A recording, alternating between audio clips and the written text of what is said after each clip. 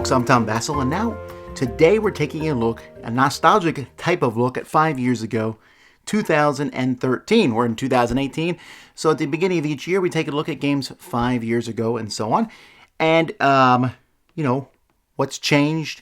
What do I think is great? I think it's good to take these look backs to see which games have stood the test of time. Here we go. Number 10 for me is Concordia. Now this one is extremely popular, still doing well. In fact, a sequel of sorts or another game in the same system, Transatlantic, has just been released. Concordia is a fantastic game in which you have a handful of cards. It's like a hand building game where you're going to add more cards to your hand and you'll play these cards and do various actions.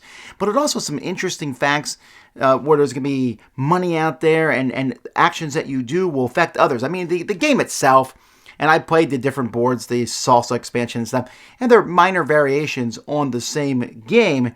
But the game itself is like abstracted to some degree, but it still offers a lot of good choices. I like it. Concordia. Number 9, also fairly abstract despite the theme, and that is Russian Railroads. Another game I also like the expansion a lot, German Railroads. I haven't played American Railroads, which is another expansion, but Russian Railroads is a game in which you have 4 tracks in front of you. It's a worker placement game, and you are moving different colored trains on these tracks. The farther you move them, the more points you get every turn. And so each turn you're going to get a lot of points from a lot of different places, and you're trying to be the most efficient to get the most points that you can over the course of a game. It's the very definition of a game that is essentially a spreadsheet, which normally I'm not a big fan of, but for some reason I find this one fascinating, even if I've never won a single game of it. Number 8, let's get off this abstract stuff and jump into theme. This one's full of theme, and that is Police Precinct. Police Precinct is a game about running a police station and being a police officer in a few blocks of a city which are just horrifically riddled with crime, from hostage situations to people stealing cars to people speeding to a murder. And cooperatively, you are trying to solve this murder while taking care of all this little stuff that's happening. It's very thematic, a lot of fun, a lot of great choices as you go around in different situations that arise and you have to handle as police officers. Number 7 is Level 7 Omega Protocol. This one was higher on my list before. I don't play this one as much these days because there's more involved with it, but I like this game. The concept of this game is basically XCOM, the video game, in which you have a bunch of Marines which are going into a base. So one person's playing the evil aliens and the other team is playing these Marines coming in. These Marines come in with guns a-blazing. The person with the alien is using the fear of these Marines, their adrenaline, to take different actions. And so they have this board and they're like, okay, you've given me this much adrenaline. The Marines have to decide how much adrenaline they want to expend, because the more they do, the more they're helping the bad guys. And aliens are coming out of vents at the Marines. The Marines are fully loaded, coming with all kinds of cool special abilities and stuff. But they just got to survive. Really neat game. Number 6 is BattleCon, War of Endines. Now, they made BattleCon Devastation of Endines later on. The game honestly has too much stuff as you go on. But this game is, as so far at this point, is the best depiction of the two-player fighting game, Street Fighter, Mortal Kombat, etc. On your turn, you take 2 cards, put them together, play them down, and I think it does an excellent job. It's a little complex, but once you get the concepts of it, it plays fairly quickly.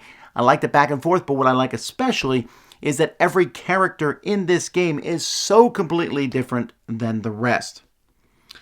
Number 5 is Welcome to the Dungeon. They recently made a standalone expansion to this called Welcome Back to the Dungeon. You can mix them back and forth.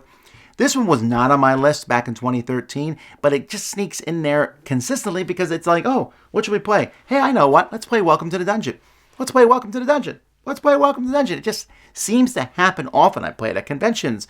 I play it with friends. It's a simple, fast game, and it has that, you have one hero, and you're all basically betting, I could take the hero through a bigger dungeon with fewer weapons, and you keep going until everyone falls out except one person.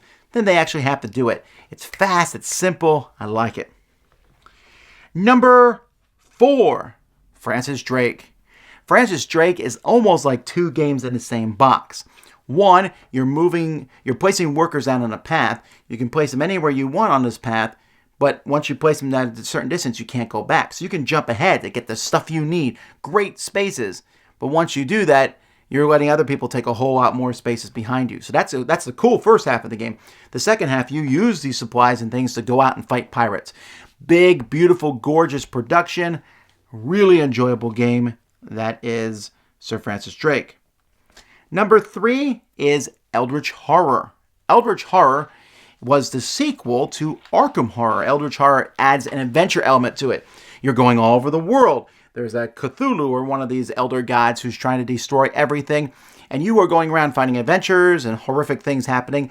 It has a fairly cohesive storyline, and since it's come out 5 years ago, I think there's like 8 or 9 expansions now.